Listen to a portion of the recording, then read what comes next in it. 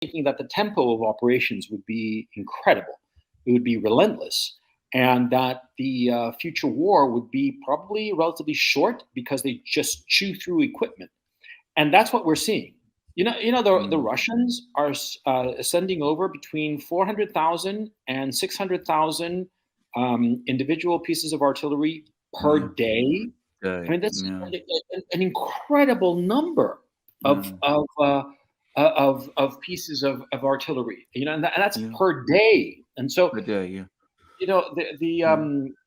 modern this in particular, this war in particular, it's clear that the initial phase was trying to keep open options in several different options, trying to have a foot in militarily in Ukraine, trying to put political pressure for negotiations, trying to potentially conquer territory. Well, in the second phase, it's clear that they pivoted to the direction of conquering territory. And the Russians are doing that. They are conquering territory. The territory that they hold today, they really hold it. They hold it like in Mariupol, something that people are not discussing. Mariupol reopened schools. Mariupol, the supermarkets have reopened in Mariupol. During this whole Azovstal psychodrama, the Russians are coming in, they are cleaning it up, they have bulldozers cleaning up the streets, and they are planning to redo the city, and they are doing the same thing in other areas that they are holding. They are here forever. They are not going to leave this territory. And I think it's very important for people to understand that. And once you realize that, you realize, wow, this is an incredible war of conquest that happens so fast. That's what I think. From CP Lay says, hi guys, good information. Thank you for that. Reza says, appreciate your hard work. Alex Alexander, thank you. Thank you for that super chat as well. Rich says, against Russian nuclear and diesel electric submarines armed with hypersonic, supersonic weaponry and the electronic warfare, the U.S. Navy will be fried in the Arctic. The Russian military systems, including their submarines, so far are much better adapted to conflict in the Arctic than American ones are. And this is where the Russians have one particular advantage, because they don't have the global commitments that the United States does. So they're able to design their submarines with more area-specific features than the US, which has to send their submarines everywhere. So, for example, the US doesn't use diesel electric submarines because it has to have submarines deployed in every part of the world, whereas the Russians can deploy diesel electric submarines, and they've developed a particular type of submarine which is specifically designed, the larger class, which is specifically designed to operate in this part of the world, in the Arctic. Well, there's also something else in general about Russian weapon systems compared to American weapon systems. The U.S. tries to create weapons that can do it all, whereas the Russians try to do very specific weapons that do one task and do it very, very well. And therefore, their approach is always cheap, efficient, easy to produce, easy to maintain weapons that do just one thing really well. Whereas the Americans have boondoggles. The F-35 fighter, that's the Joint Strike Fighter that's supposed to do it all, but in fact does nothing particularly well and is exceptionally expensive. And so I think that the Russian approach is proving to be better in terms of actual combat effectiveness than the American approach. Well, can I just make a quick observation about this? Because you cited a figure of 400,000 rounds of ammunition that the Russians are using in Ukraine every day. Now, the US has supplied Ukraine with 150,000 rounds of ammunition. That's half a That day. is less than half of what Russia is using every day. So, I mean, if these figures are, unless I'm missing something, that does give you. No, that's accurate. That's accurate. Yeah, and also the other thing to that is that the 180,000 rounds of ammunition that they're using, they're for different weapon systems. Yes, I know. For radically different weapon systems, whereas for the Russians, it's all the same kind. So they don't have a problem that the Americans or the Ukrainians will have. Yes.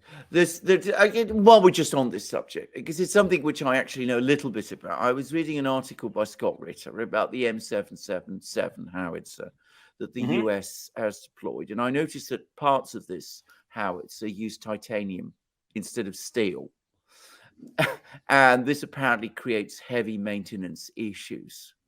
I have to say, because this is I used to do this kind of work. The sheer cost of using titanium metal in an artillery piece seems to me to negate any conceivable cost-benefit advantage.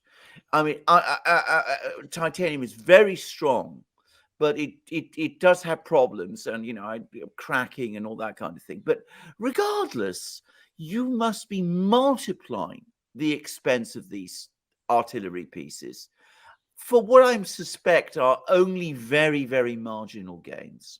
Yeah, but I'm sorry, Alexander, you're missing the point. The point is to have these very expensive equipment so that more money flows to the manufacturer. See, if this equipment breaks down and needs constant maintenance, every maintenance cycle is a few more dollars to the weapons manufacturers. I mean, Alexander, get with the program. See, corruption. That's the program. Absolutely. Russian guns are all steel, very reliable, very rugged, and they cost far less. I mean, if you know anything about titanium, you know how much less they're going to cost. Yeah, well, frankly, all I know about titanium is I have a titanium coffee cup, that I have in storage in Chile. And it's, very light and very pretty, but, is it necessary for something like that? Here's something else. Like Western observers were commenting rather on the Azovstal siege, and they were tutting, in the way that condescending way that they have. They said, "Oh, the Russians aren't using smart bombs to attack Azovstal," and I'm thinking to myself, well, why would you use an incredibly expensive piece of equipment for something that's right there? I mean, you use these very smart bombs and teleguided systems and whatnot when it's far away, when it's 200 kilometers away. But if it's right in front of you, who cares if you use a smart bomb or a dumb bomb? The dumb bomb is cheaper and you've got more of them. But the commentators were saying, this proves that the Russians are running out of smart bombs. They're running out of, sophisticated guided systems. Which it's just such a weird, arrogant, detached from reality kind of point of view that I just don't get it. And by the way, these commentators, they were not armchair generals. They were actual former officers who were making these comments. And you're like, what are you thinking? Zugzuxi says, agree with you there, Gonzalo. Thank you for that, Zugzuxi. Lee B says, thank you for all that you do. Gentlemen, privileged to be able to listen in on your exchange of ideas. Thank you for that, Lee B. Danielle says, thank you, Alexander, Alex, and Gonzalo, for keeping us sane. Thank you for that, Danielle. And Michael says, BBC has shown its total garbage. Agree with you there, Michael. I completely agree. Can I just say, I mean, its coverage of the war has been terrible right from the beginning. But when it started last night to talk about the evacuation, about Ukraine arranges evacuation from Azovstal, and that was the lead story. Well, I have to say, I mean, whatever pretense that they're anything other than Zelensky's stenographers has now collapsed. And this is the BBC. I mean, it's actually very sad.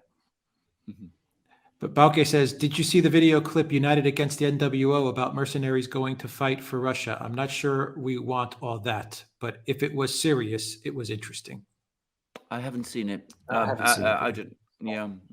I can't comment. United Against the NWO. We'll check it out. Right, okay. Yeah. Commando Crossfire says, you will find more concern for the Ukrainian people and the nation in Russia and on Russian media than in Kiev or the West. I wouldn't be surprised. I'm sure that's true, actually. You Russians have very strong feelings about Ukraine and about Ukrainians. I mean, they still think of Ukrainians as a fraternal nation. Claudia, thank you for it seems to be the case, and this is a subjective appraisal based really on social media. But it seems as if the Russians on social media are making a clear distinction between the crazies of the Zelensky regime and the Azovstal type people and the ordinary Ukrainian. There seems, at least in social media, perhaps it's skewed, it's biased, because the people who are commenting are obviously much more interested and therefore they're much more knowledgeable than the average Russian citizen. But I don't think that there'd be that much of a dichotomy between the average Russian citizen and the person who's more on top of the news, in terms of thinking, yes, the Ukrainians are like us. They're a brother people. And over there are these crazy Nazis that we want no part of. Yeah. You see what I'm saying? Yeah. Jungle Jin says, there is no defense to hypersonic missiles and gliders. What happens when the West catches up? Will Russia's air defenses, e.g. S-550, cope? The Russians believe that they can develop air defenses to hypersonic weapons. And of course, since they're the pioneers in hypersonic technology, I would presume that they would be able to do that. But, I'm not going to speculate too much because I don't know. All I will say is, if anybody's going to develop successful and effective defenses to hypersonic systems, it most probably will be the Russians, because they're far ahead of everybody in air defense technology, as this war has shown. Yeah. I mean, one of the unspoken stories about this war is the success of Russian air defense systems. I mean, that's one reason why drones have proved so completely ineffectual. And that's also why this talk about a no-fly zone over Ukraine died on the vine quite some weeks ago, because it was just absurd. It was just saying, let's make sure that the sky is green. What are you talking about? Yeah. The Seattle Sideshow says, what European country has the strongest economy right now moving forward? Good question. Hungary. Russia? Hungary. Russia, sure. Yeah, but if we're talking within the EU, I mean, Hungary's been doing quite well, and it's actually taking steps to protect its economy. All of the others, it seems to me, are, busy doing what they can to undermine their economies as fast as they can. Yeah.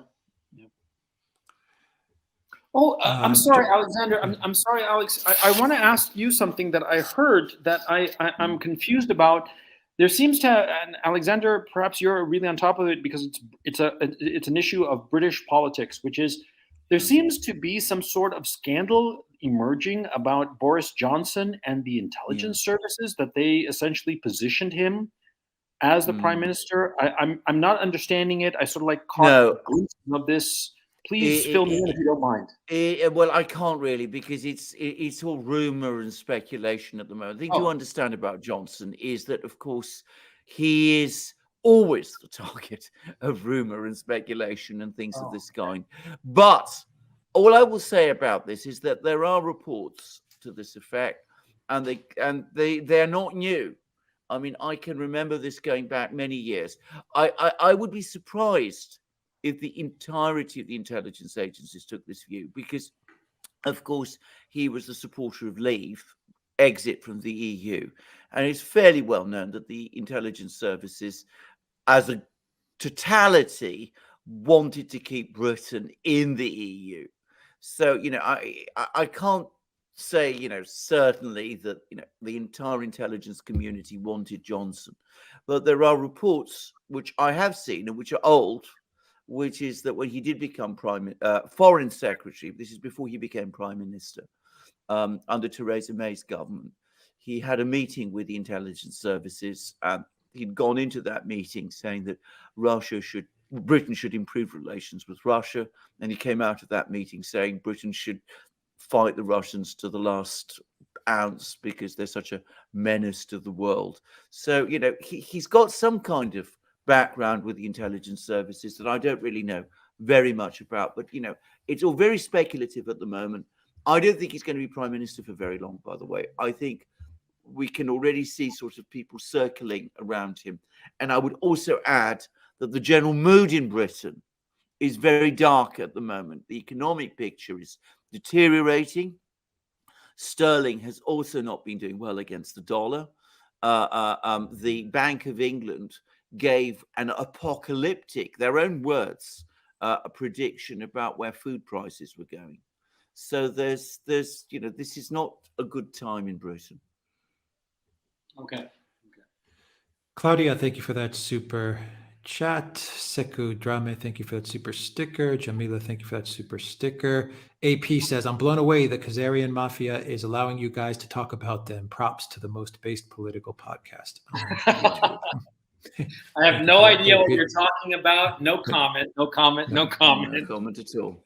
Thank you, AP, for that. Jam says, this one's a good one. Ukraine government is Amber Heard, while the DPR and the LPR is Johnny Depp.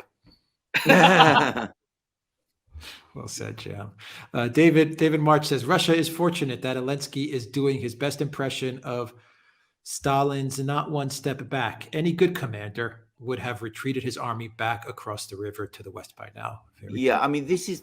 I agree. I should say that Stalin's famous "not one step back" comes from one particular speech. It wasn't actually a speech; it was an order that he gave, which was right up to which basically set the scene for the Battle of Stalingrad.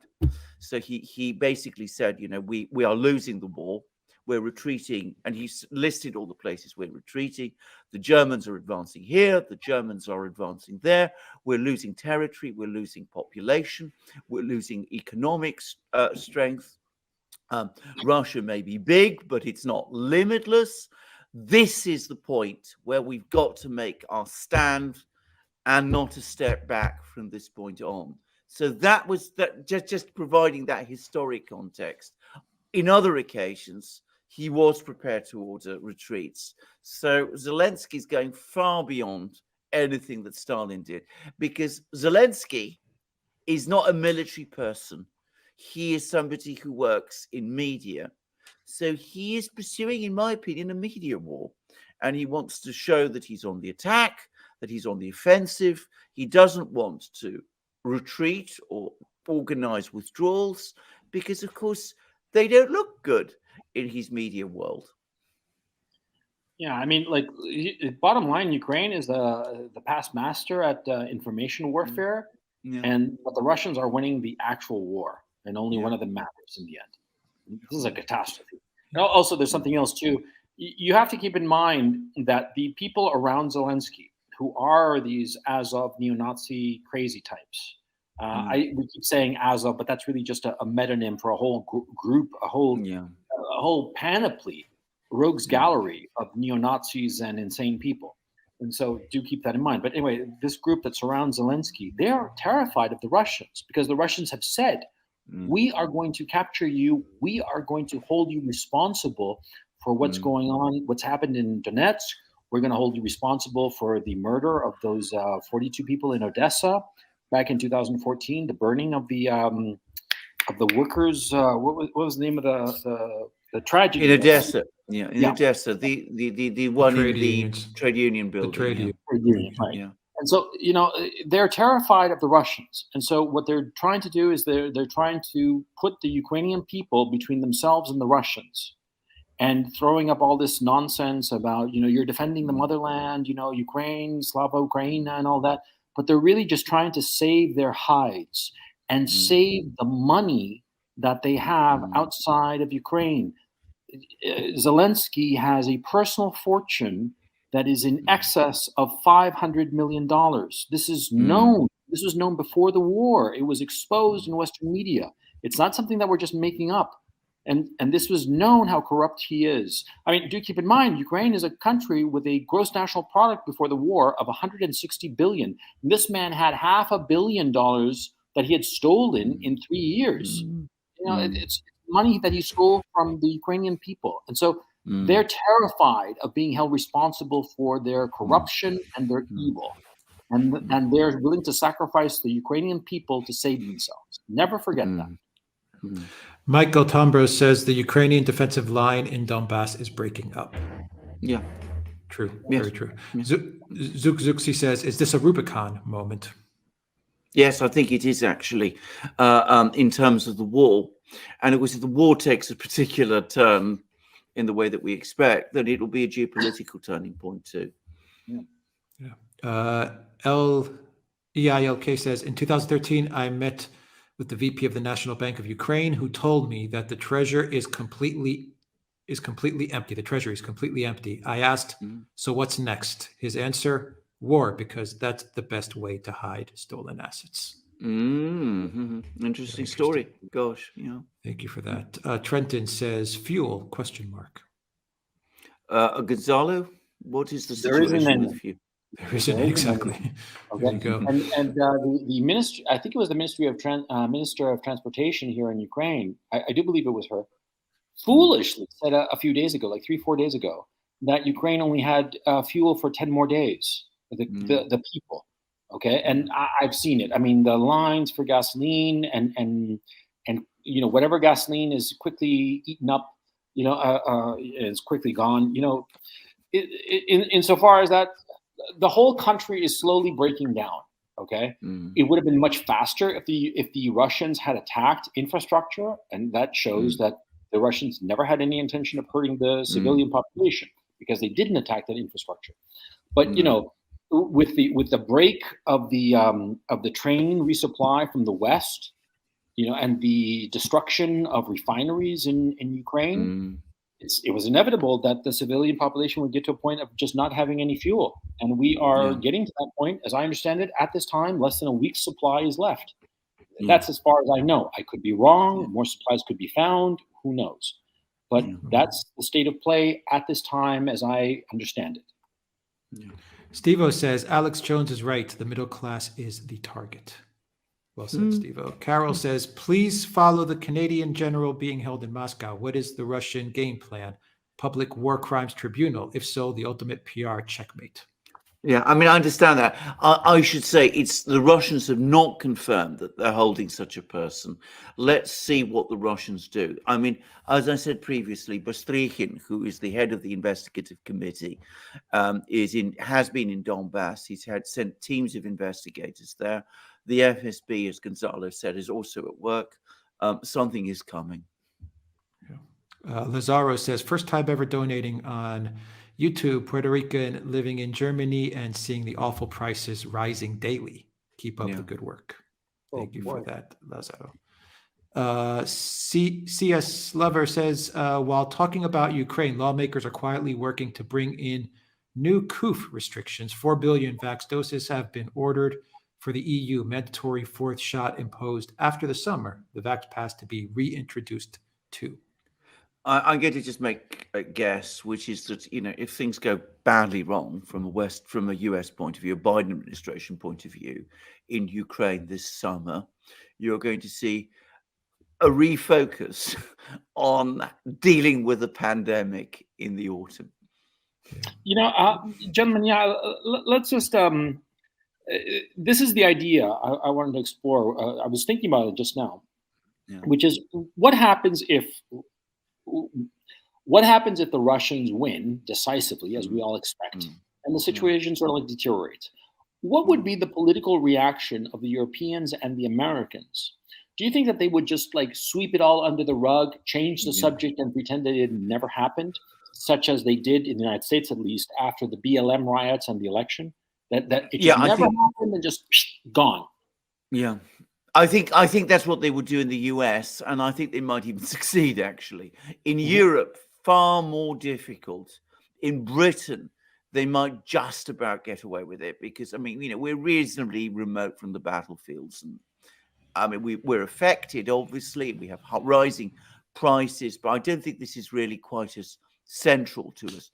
But in Germany, if there was a defeat in Ukraine, a visible defeat, I think you would probably see big economic, big political moves. I'm not sure how they would go, though. And, you know, I don't want to predict how it would happen, but it would have a big effect in Germany. P. Walker says Stoltenberg, more like Doltenberg. Yes, agree. Liam, thank you for that super chat. Bauke says Putin. By the way, very witty. Yeah, witty. Very good. Bauke says Putin meant we currently have no issues with Finland, but the ambiguity in his words is understandable and should have been avoided. So I understand that. I was reading the Kremlin's website readout, and I didn't think it was as ambiguous as people said. Well, as I said, what he was basically doing is he was criticizing the US and also NATO itself, obviously, but the US. He says you're dragooning, you're dragging countries into NATO to pursue your geopolitical objectives, and creating trouble between us and these countries where there was no trouble before. We had perfectly good relations with Finland and Sweden. Actually, Russian relations with Sweden have never been particularly good, but anyway, that's another story. But we've not had any quarrel with these countries. Now we do. One sec. Steve-O Bulkovo says, cheers, Alexander. Spot on. Thank you for that, Steve-O. Camus79 says, do you guys think that the PLA will be visiting Taiwan soon? Will Xi Jinping be spending his holidays in Taipei? Well, I had an interesting conversation about this particular issue. I think that the Chinese are going to go in very passive-aggressive and very low-key maneuvers to hurt the United States without actually invading Taiwan. Because you all know that Shanghai has been in a lockdown, a severe lockdown, for going on 60 days, I do believe. And the word I've been hearing from a couple of different people whom I trust, and whom you both know, but I won't reveal it because it was told to me in confidence. I'll tell you guys later. Sorry, chat. But I was told that by a couple of smart people that the lockdowns in Shanghai were not because of the coup, but rather to hurt the American economy, because so much of American trade is Shanghai focused. And by shutting down Shanghai, it really hurts the Americans disproportionately than if they shut down any other city in China. I had heard this about a month ago when this lockdown first started, or had gone into its fourth week.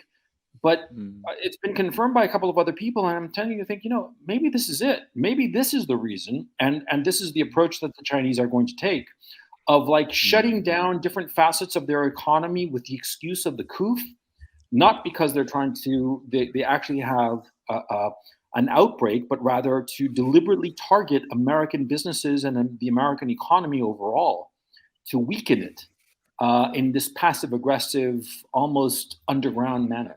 What do you all think of this? I have to say I'm a little skeptical of that story. I mean, yeah. Go ahead. It is doing real damage to the Chinese economy, and I tend to think that the real problem here is that Xi Jinping and the Chinese officials took this approach that they were going to be completely wipe out the pandemic. They bragged about how successful they were. They compared their success with that of the US. And there's been lots of stories in the Chinese media about this. And the result is they've trapped themselves into a position where they're imposing these lockdowns, doing real damage to their own economy as a result. And I think that they are finding it very difficult politically to retreat from this. And I mean, I'm going to say also, I think the policy is irrational. I mean, whatever the logic of lockdowns might have been in, when this all began in 2020, in China, I mean, it's clearly not working now. I mean, it's clearly working now. Yeah. Well, look, I mean, we won't know now at any rate. We might know someday in the future, but who knows? But it just seems very compelling, because I agree with you. And I think that everybody sensible, after 2 years especially, realizes that lockdowns really don't change anything. And they cause a lot more damage to the mental health of people and to young people, to children. It's devastating in ways that do not correspond to the perceived good that is accruing from these measures. But precisely because of that, it just seems very compelling and sort of plausible in an insane kind of way that the Chinese would be doing this deliberately in an attempt to hurt the American economy. I'm not going to push the issue. I'm just really just putting it there as a possibility. I'm on the fence about it, to tell you the truth. I see the logic of it, and I wouldn't put it past the Chinese, because the Chinese have done other things that are equally crazy, if not more crazy, that had a certain bizarre logic that oddly worked out for them in the end. So who knows? David Franco says, "So glad to see you're alive, Coach. I hope you are well." Thank you, David. Yes. Oh, by the way, I just have to say to the chat, on Twitter and my channel, I put out on Twitter, I put out a long thread saying I am free from cancer, and on my videos, I put a video called "I am free from cancer. I'm cancer free." It's a joke. You have to watch the videos and read it to understand what the joke is. Okay, I was commenting on propaganda and how easy it is to manipulate people into having a completely erroneous view of reality. Because the joke was, I'm free from cancer, but I've never actually been diagnosed with cancer, so of course I'm free from cancer. And my point was that that's how propagandists work. They tell you something, and they hide the key bit of information. Okay, I'm saying this long-windedly on your program, and forgive me for taking up your time, because so many people have actually sent me messages, trying to raise my spirits, and it's so heartwarming. But on the other hand, I want to strangle them, okay, because it was a joke, okay. So I'm just to set the record straight, it was a joke to make a point, and I'm sorry that the joke got out of hand. I just want to say that to clarify. All right. Stefan says Taiwan won't have the same capability to fight as the Ukraine does because, number one, there is no military laws in Taiwan. Anything happened goes to regular civil court. And number two, if the temperature is over 30 degrees Celsius, it's forbidden to have outdoor training. Thank you for that. Interesting. Thank you. Fox 2232 says, truth is the end of society that stands on lies. Well said, Fox 22. Lee B says, one more donation because I'm a huge fan. Extra money for napitok. Napitok, drink in Russian. Thank you for that. Sanjeva says, when Putin talked about Finland, Sweden, and NATO, it wasn't acceptance, but an admission of the limits of Russia's power. This is realpolitik. Don't have to like it, but it's reality. Oh, absolutely. And I think that is a very good point. I mean, the Russians have a realist view, and they do understand the limits of their own power. The Americans don't, or at least the neocons don't. I mean, there are plenty of people in the United States who have an understanding of the limits of US power. But the neocons do not accept that the United States power has any limits. The Russians understand that very well. But as I said, I've already discussed what Putin actually said about Finland and Sweden. And certainly, I mean, he's not looking to go to war with Finland or Sweden over this issue. But that doesn't mean that, he's accepted this. He's simply pointing out Russia has no historic issues with Finland or Sweden. And now it does, to serve the geopolitical interests of someone else, which is the United States. Stevo Bulgakov says, Finns worked hard after World War II. Sweden made a killing selling steel to both Germans and allies during World War II. I love my Sweden, but are ashamed of our leaders. I agree. Well, thank you for that, Stevo. Yeah. Jungle Jin says, why hasn't Russia demanded rubles for its commodity exports, including oil, wheat, fertilizers, and it's coming. It's coming. Now, I mean, they've already said that gas for rubles is the first. They'll then be moving on to oil for rubles for unfriendly countries. But, bear in mind that this can only be an incremental thing anyway, because you've got to create a system, the payment systems that people can use. Now, with Europe, there is a payment system because it can be created through Gazprom Bank, and that is functioning smoothly. But if you're talking about other things, well, it takes more time. But eventually they will go over to that with unfriendly countries, with countries like India, with China, whatever. It'll be moving towards a more sophisticated system, which will involve the currencies of these countries being accepted by the Russians in payments and other things like this. So it'll be a more sophisticated thing with friendly countries, but with unfriendly countries, the ruble will eventually become the currency in which trade is conducted. SWJ Morris says West has been in auto-destruct mode for the last 2 years. Nothing has changed. Yeah, well, I know, Thank you but for that. well, one thing has changed. We've put our foot on the accelerator and have been Yes. pressing down hard. At least in Europe, we have. Yeah. Zuxi says you can have all the weapons in the world, but without ammo, they are useless. Yeah, absolutely true. Very true. Correct. I mean, yeah.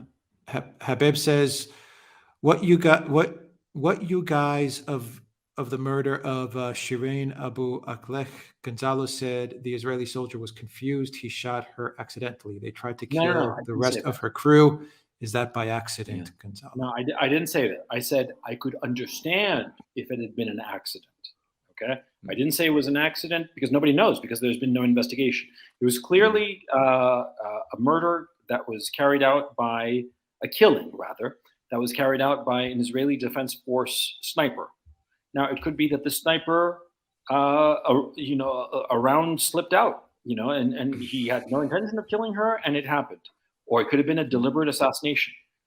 At this time, it is unclear what has happened. I never said that there was an accident. On the contrary, I said that because I did a video yesterday about this topic, or a couple of days ago, and just to be very clear, I am not excusing the killing of this journalist. I'm saying in that video, I was emphasizing the fact of how the Israelis attacked the mourners and provoked the mourners, and I was saying how American and Israeli strategy seems to be to constantly provoke violent reaction from people and then blame the violent reaction for the start of the conflict.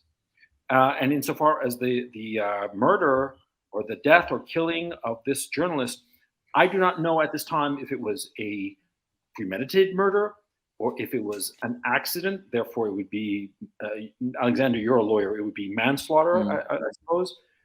I don't know. I'm not good, because obviously one mustn't get into too many hypothetical discussions. And murder and manslaughter and all of these things, the criteria vary from one country to another. But in Britain, it could be manslaughter. It could even be murder in some particular situations. But I don't want to discuss a particular incident, which I really don't know much about.